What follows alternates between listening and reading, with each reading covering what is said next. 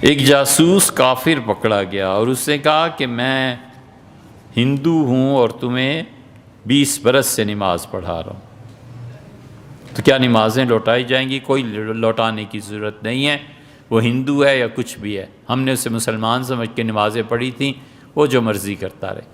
مرتد، ہاں البتہ جب اس نے ہندو ہونے کا اقرار کیا یا مرتد ہے، اس کے پیچھے نماز ظاہر ہے کہ نہیں ہوگی، ورنہ اب نمازیں کیوں لوٹائیں؟ اور یہ بہت سے قصے ہیں، 65 کی جنگ میں، 71 میں، جب سے ملک بنا ہے تب سے۔ ایک خاتون کو طلاق ہو گئی اور پہلے شوہر سے طلاق کے بعد دوسری شادی کی،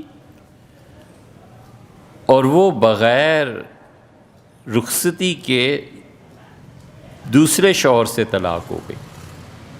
پھر تیسری جگہ نکاح ہوا اور رخصتی کے بعد کچھ مہینوں کے بعد تیسرے شوہر نے طلاق دے دی، تو اب وہ پہلے 2 شوہر جو ہیں اس خاتون کے، ان میں سے کسی سے بھی نکاح کر لے جائز۔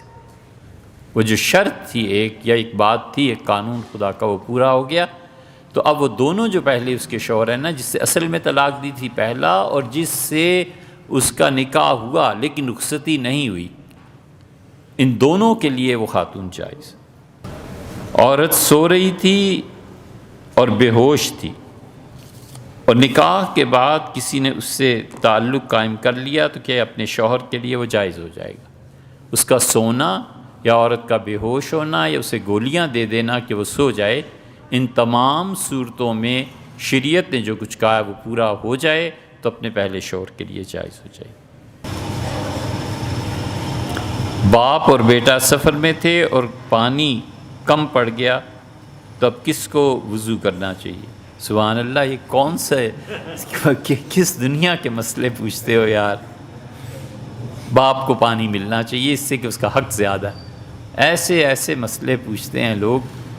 سردیوں کی رات اور جنوری کی کچھ عرصہ 2-3 سال شاید ہو گئے، رات کو آدھی رات کو 2-3 بجے گھنٹی بج رہی، آخر چاروں ناچار اٹھا، ان کا کیا مسئلہ ہے؟ لڑکا بول رہا تھا ایسے جیسے پتہ نہیں کتنا بڑا مسئلہ اس کے لیے پیش آ گیا۔ تو ہم نے پوچھا کہ کیا ہوا کیا ہے؟